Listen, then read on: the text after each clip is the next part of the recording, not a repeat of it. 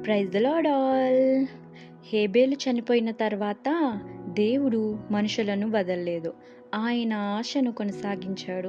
షేతు అనే మంచి కొడుకును ఆదామవ్వకు ఇచ్చాడు.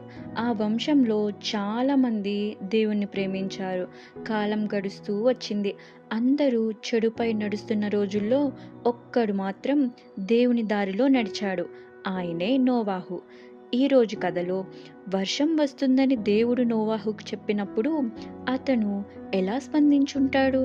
తెప్ప ఎలా కట్టుంటాడు?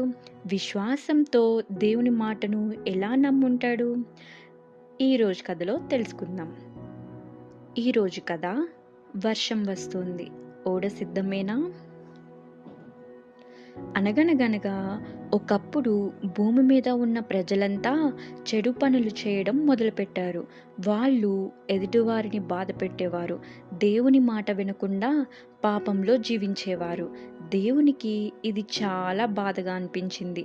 అయితే ఒక మంచి మనిషి ఉండేవాడు. అతని పేరు నోవాహు. నోవాహు దేవునికి నచ్చినవాడు. అతను దేవునితో నడిచేవాడు. మంచి పనులు చేసేవాడు. దేవుడు నోవాహుతో అన్నాడు, నోవాహు, నేను భూమిపై భారీ వర్షం కురిపిస్తాను. నీకు నీ కుటుంబానికి రక్షణకై ఒక పెద్ద తెప్ప, అదేనండి ఓడ, తయారు చేయు. ప్రతి జంతువు జతలు జతలుగా ఆ తెప్పలోకి తీసుకో అని చెప్పాడు. నోవాహు ఏమన్నాడో తెలుసా? సరే దేవుడా అని వెంటనే పనిలో పడిపోయాడు. చక్కగా చెక్కలు తెచ్చి పెద్ద తెప్పను నిర్మించాడు. అది 3 అంతస్తులుండేలా, తలుపులు కిటికీలు ఉండేలా చాలా పెద్దదిగా తయారైంది. ఆ రోజు వచ్చేసింది. 2 ఎలుగుబంట్లు, 2 ఏనుగులు, 2 జిరాఫీలు, 2 సింహాలు, 2 పక్షులు, గొర్రెలు, ఎద్దులు, కోళ్ళు అన్నీ జతలు జతలుగా వచ్చాయి.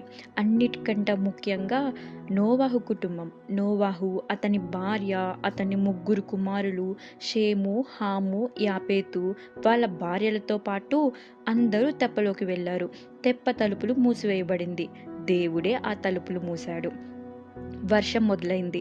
ఒక్కరోజు కాదు, 2 రోజులు కాదు, 40 పగళ్ళు 40 రాత్రులు భారీ వర్షం కురిసింది. పర్వతాలు, చెట్లు, ఇల్లు అన్నీ నీటిలో మునిగిపోయాయి. కానీ నోవాహు, అతని కుటుంబం, జంతువులన్నీ దేవుని రక్షణతో తెప్పలో సురక్షితంగా ఉన్నారు. వర్షం ఆగిన తర్వాత నోవాహు నీరు తగ్గిందో లేదో తెలుసుకోవడానికి పావురాన్ని పంపాడు. తిరిగి వచ్చింది. మళ్ళీ పంపాడు.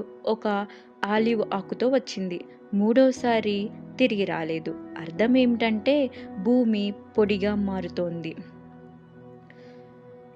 నోవాహు బయటికి వచ్చాడు. దేవునికి ధన్యవాదంగా బలి అర్పించాడు. దేవుడు ఆ బలిని సంతోషంగా స్వీకరించాడు.